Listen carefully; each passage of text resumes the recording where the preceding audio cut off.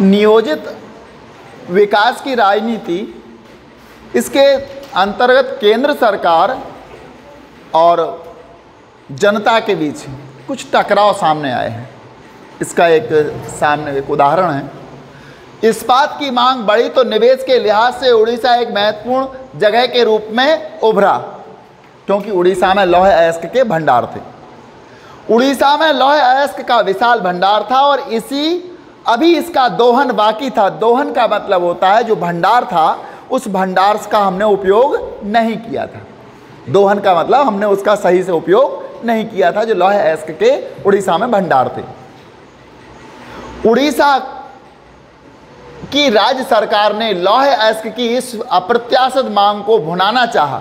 जो उड़ीसा की राज्य सरकार थी, वहाँ की प्रांतीय सरकार थी, उसने देखा कि लौह अयस्क की इतनी ज़्यादा मांग है विश्व के बाज़ार में, तो इस मांग को हम भुना लें, किसी प्रकार से इस मांग का हम लाभ उठा लें, क्योंकि हमारे पास बहुत सारे लौह अयस्क के भंडार हैं। उसने अंतर्राष्ट्रीय इस्पात निर्माताओं और राष्ट्रीय स्तर के इस्पात निर्माताओं के साथ सहमति पत्र पर हस्ताक्षर किए।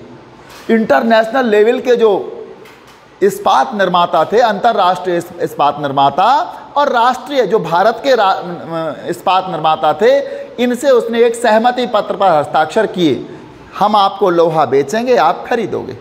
इस सहमति पत्र पर उन्होंने हस्ताक्षर किए। किसने? राज्य सरकार ने अंतर्राष्ट्रीय और राष्ट्रीय इस्पात निर्माताओं से एक सहमति पत्र पर हस्ताक्षर करा लिए।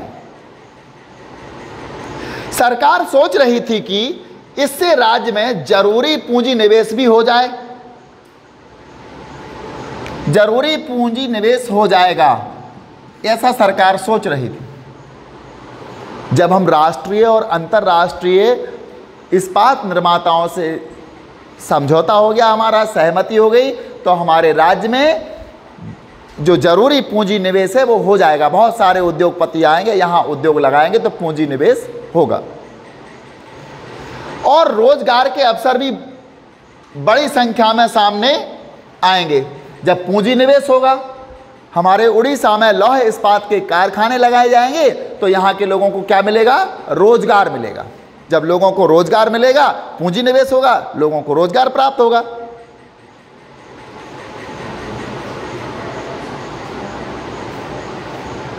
लौह अयस्क के ज्यादातर भंडार उड़ीसा के सर्वाधिक भंडार अविकसित इलाकों में हैं। लौह अयस्क के जो भंडार थे उड़ीसा में, वो कहाँ थे?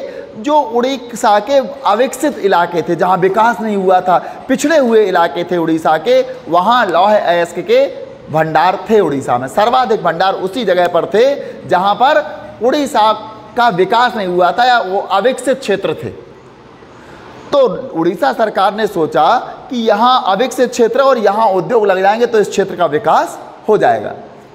किंतु एक और सामने बात आती है, खासकर इस राज्य के आदिवासी बहुल जिलों में आदिवासियों को डर है कि यानी ज़्यादातर लौह अयस्क के भंडार उड़ीसा में वहाँ थे जो अविकसित थे और जहाँ आदिवासियों की बहुलता थी, आदिवासी जहाँ ज़्यादा थे उस जगह पर लौह अयस्क के भंडार थे।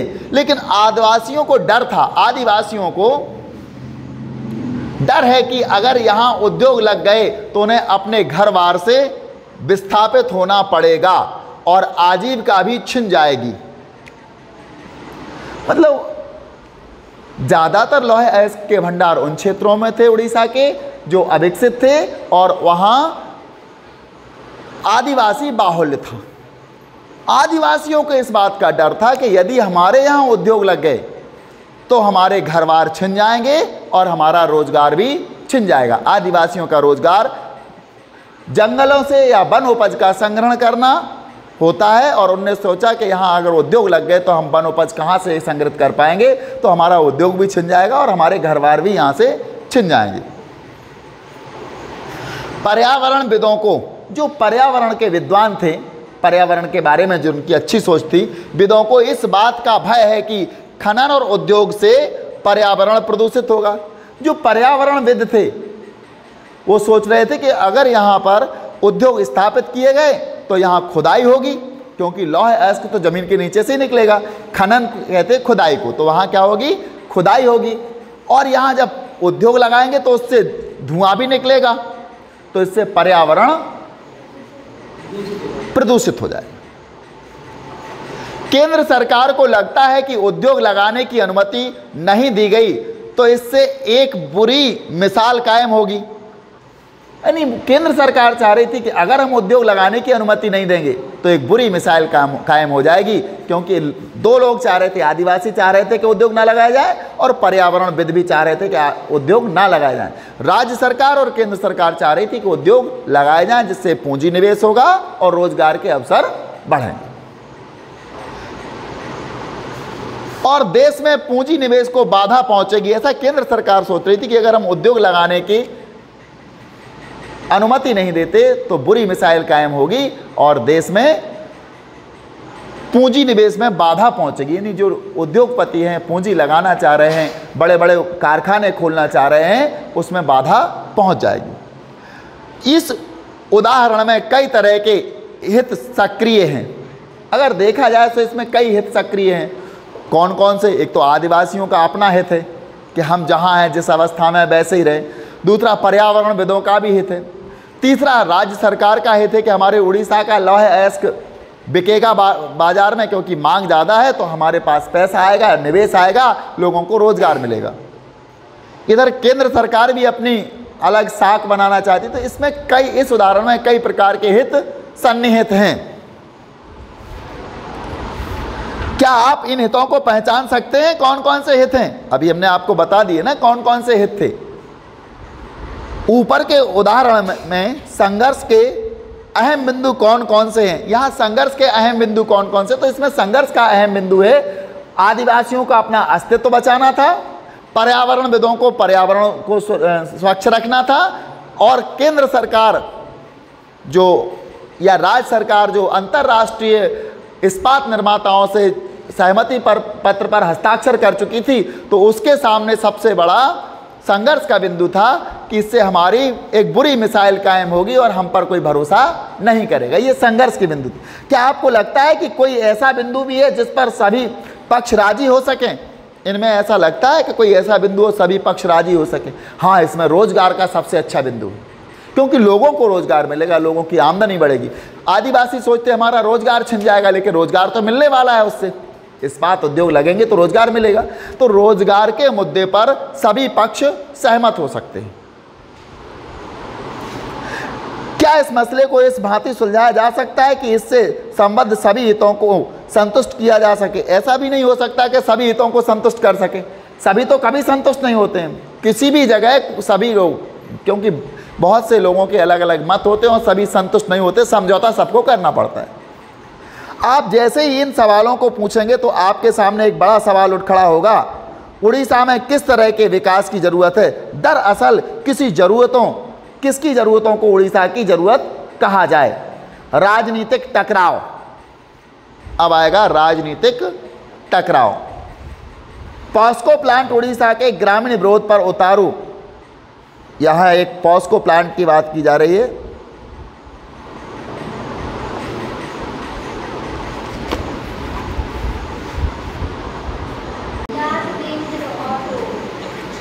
तो होता क्या है, हमारे जो भी कार्य होते हैं उन कार्यों के लिए हमें पहले से योजना, बहुत से विद्यार्थी होते हैं ऐसे, कोई योजना नहीं। विषय कौन सा ले लिया? ह्यूमैनिटीज़, कला, आर्ट, विभिन्न भाषाओं में विभिन्न प्रकार से नाम बता देते हैं। कई छात्रों को तो ये पता नहीं होता कक्षा 12वीं में कि हमारे जो हमने ग्रुप लिया है इस संकाय में कौन कौन से विषय पढ़ने हैं। राजनीति पढ़नी है, इतिहास पढ़नी है, अर्थशास्त्र पढ़नी है, ये पता नहीं होता है। सीधा बोलते हैं आर्ट पढ़ना है हमको। आर्ट में भी कुछ सीमाएं हैं। आपको 3 विषय लेना है, 2 विषय भाषा के होते हैं, 5 विषय से आपका 10+2 हो जाता है। लेकिन उनको ये भी पता नहीं होता हमारे विषय कौन से हैं। तो ये क्या है? अनियोजित कार्य है, नियोजित कार्य नहीं है। दूसरा, उनको ये पता नहीं होता कि हमने ये विषय ले लिया, इस विषय से हमें आगे करना क्या है, हम किस उद्देश्य को लेकर चल रहे हैं जो हमने ये विषय लिया है। तो तो इस विचार को उनके को हम अनियोजित कहेंगे, क्योंकि उन्हें पता ही नहीं है, वो तो ले लिया है हमने। क्यों? बोले दोस्त ने लिया था तो मैंने ले लिया, दोस्त ने लिया है तो मैंने ले लिया। अरे दोस्त काली लड़की से शादी कर लेगा, तुम भी कर लोगे? ये दोस्त कह रहा है दोस्त ने किया तो हमने भी कर लिया, ऐसा नहीं है भाई। दोस्त की एक अलग उसकी मेंटलिटी है, आपकी अलग है। दोस्त में और आप में बहुत से, मान लेते हैं वैचारिक समानता है, आपके विचार में और उसके विचार में वैचारिक समानता तो है, तभी दोस्ती होती है। दोस्ती कब होती है? जब वैचारिक समानता हो, हमारे और तुम्हारे विचार मिलते होंगे तभी दोस्ती होगी, अन्यथा दोस्ती नहीं होगी। एक कहता है नहीं हम तो पानी पूरी खाएंगे, दूसरा कहता है नहीं हम तो जलेबियां खाएंगे, विचारों में भिन्नता हो गया, मतभेद हो गया विचारों में, दोस्ती कभी हो ही नहीं पाएगी। दोस्ती कब होती है? जब वैचारिक समानता होती। तो हम जब भी अपना विषय का चयन कर रहे हैं या जो पढ़ रहे हैं, हमारा कोई लक्ष्य और उद्देश्य नहीं है, कोई योजना ही नहीं है हमारे पास। क्या करेंगे? अरे अभी तो 11th में हैं, देखा जाएगा 12th में आएंगे तब। 12th में पहुंचे, अब क्या करोगे? अब पहले पास हो जाने दो, उसके बाद सोचेंगे। अरे पहले से आपने लक्ष्य नहीं निश्चित नहीं किया, हमें किस हिसाब से पढ़ना है, आगे हमको क्या इसका शिक्षा का उद्देश्य है, हमें किस प्रकार से लेके जाना है। डॉक्टर APJ अब्दुल कलाम कहते हैं, अब लोग उनकी बात को पकड़ लेते हैं, लेकिन क्या उनके जैसे कार्य किए हैं आपने? हम किसी व्यक्ति की वो बात तो पकड़ लेते जो हमें हमारे जीवन पर लागू हो जाती है और आसान होती है और सरल होती है, लेकिन क्या उसके पीछे की बातों को देखते हैं? APJ अब्दुल कलाम ने कहा था, पहले जहां तक आपको दिख रहा है पहले वहां पहुंचिए, पहले आप वहां पहुंचिए जहां तक का दिख रहा है, वहां पहुंचने पर आगे का अपने आप दिखने लगेगा।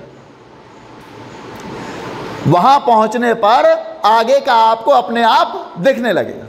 ये सिद्धांत तो ठीक है उनका, ये बात भी ठीक है, लेकिन इस बात में हम क्या कह सकते हैं? हमने उनके पीछे का कुछ देखा? नहीं देखा।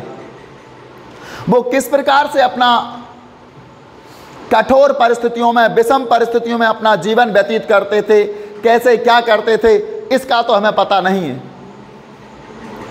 तो उनके नियोजन क्या था? हमारा तो नियोजन नहीं है। हमसे अक्सर लड़के कह देते पहले सर ये तो होने दो फिर देखेंगे, ज़्यादा कहो तो कहते अब्दुल कलाम जी का याद नहीं है आपको क्या कहा था उन्होंने? तो भारत सरकार के सामने सबसे बड़ी समस्या थी नियोजन की समस्या, नियोजित विकास की समस्या। पहले योजना बनाओ फिर विकास करो। आप एक हफ्ते का शेड्यूल बना लें सभी लोग, एक हफ्ते का मात्र, एक हफ्ते में हमको क्या पढ़ना है, कैसे पढ़ना है, कितना पढ़ना है, सब कुछ एक बार लिख लो। आप कितने बजे हमें क्या पढ़ना है, कितने बजे क्या नहीं पढ़ना है, सब कुछ आप बना लो, लिख लो।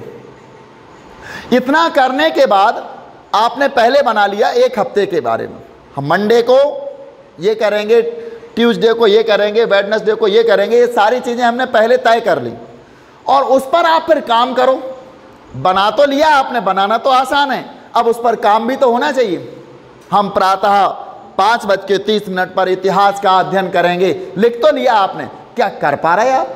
अगर करते हो करके देख लो एक हफ्ते, यदि एक हफ्ते आप कर लोगे आपको लगेगा कि आपने अपनी लाइफ में अनियोजित तरीके से जो अध्ययन किया था और जो सुनियोजित तरीके से किया है, इसमें जमीन और आसमान का अंतर है दोनों में, क्योंकि ये सुनियोजित तरीका है और वो अभी आप कर रहे हैं वो अनियोजित है। जब जो बुक मिल गई उठा के पढ़ ली, थोड़ा मोबाइल देखा, फिर बुक पढ़ ली और पढ़ते पढ़ते बीच में से मोबाइल में ही ढूंढने लगे उसको, कुछ वीडियो उसी के तलाशने लगे। तो ये क्या है? ये अनियोजित व्यवस्था है आपकी, सुनियोजित नहीं है। आप अपने पूरे टाइम में मोबाइल के लिए भी टाइम निश्चित कर लो कि हमको इतने बजे से इतने बजे तक मोबाइल चलाना है। रोज चलाते हो उससे कोई ज़्यादा बड़ी खास उपलब्धि तो हासिल नहीं होती हमें लगता है। मोबाइल तो एक समय चोर है जो हमारा समय चुरा ले जाता है। आपके समय को चुराने वाला सबसे बड़ा शत्रु मान सकते हैं मोबाइल को, क्योंकि मोबाइल को समय चोर कहते हैं हम। तो यहाँ सुनियोजित विकास की बात करें तो हमारे देश में सबसे पहले जब सरकार बनी तो हमें आवश्यकता थी योजना आयोग की।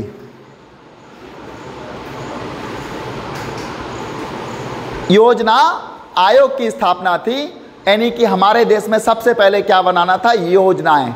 जो योजना बना सके उसको योजना आयोग कहा जाता।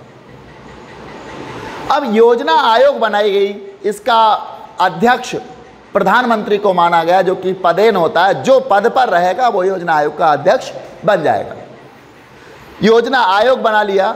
योजना आयोग में सभी राज्यों के मुख्यमंत्री, कुछ सांसद, विभिन्न सदस्य इसमें होते हैं। इसके एक उपाध्यक्ष भी होते हैं योजना आयोग के। ये क्या करते हैं, 5 वर्ष के लिए योजना बना के सरकार के सामने प्रस्तुत करते हैं।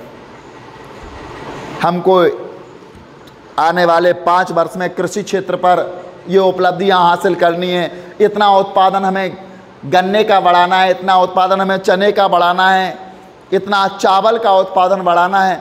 आप यहाँ बैठ करके, किसान घर पे बैठ करके सोचता है कि मुझको तो गेहूं बोना है और मेरे बारे में योजना दिल्ली वाले कैसे बना सकते, केंद्र सरकार कैसे बना पाएगी? संभव है? है संभव।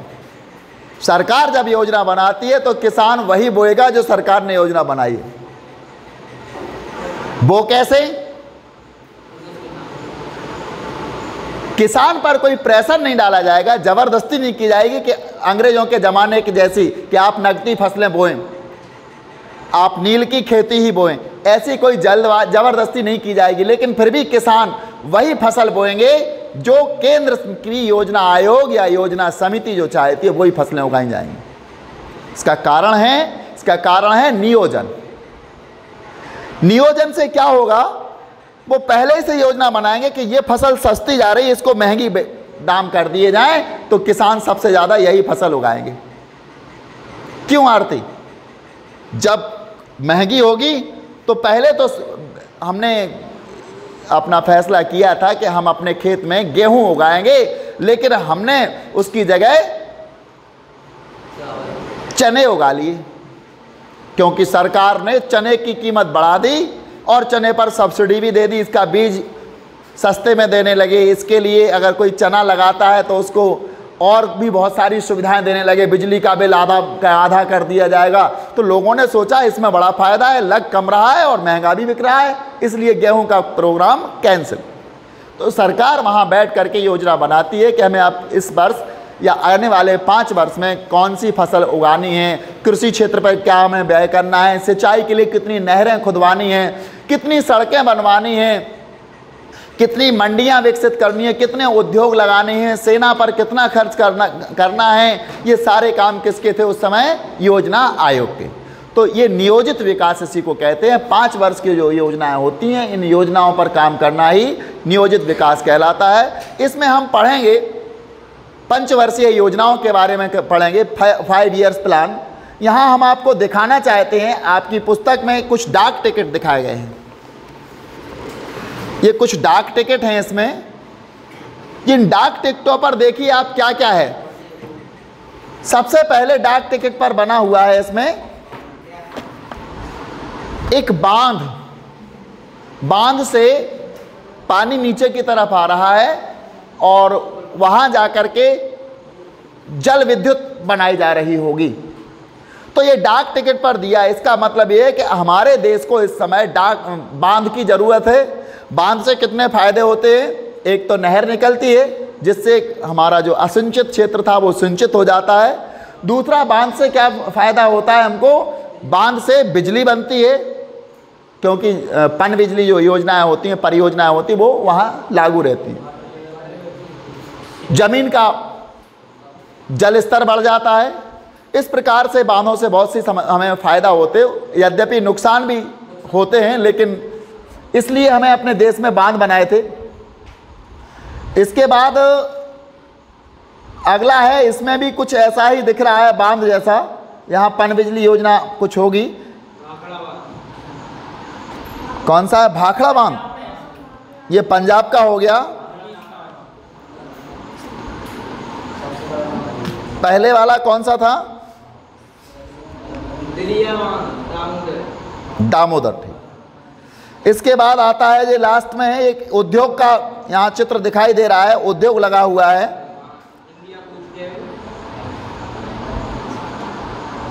कहीं सेना का भी होगा, कहीं रेलवे का है। इस प्रकार से डाक टिकट जारी किए गए थे, जिससे पता चलता है कि हमें इन चीज़ों को मजबूत करना है अपने देश में। अब नियोजित विकास में हम देखते हैं, इस बात की विश्वव्यापी मांग बढ़ी तो निवेश के लिहाज से उड़ीसा एक महत्वपूर्ण जगह के रूप में उभरा। यानी दुनिया में इस्पात की मांग बढ़ी।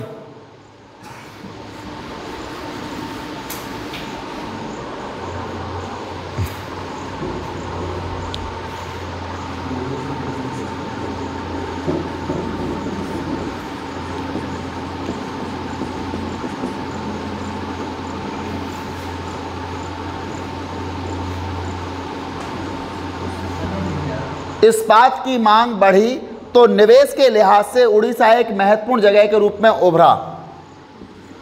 तो निवेश के लिहाज से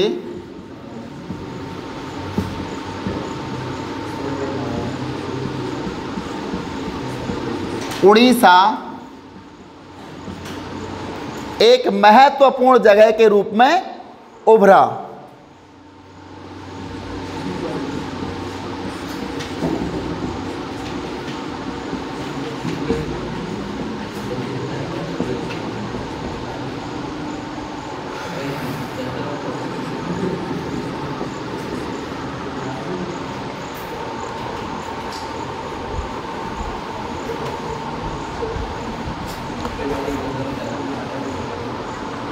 उड़ीसा में लौह अयस्क का विशाल भंडार था।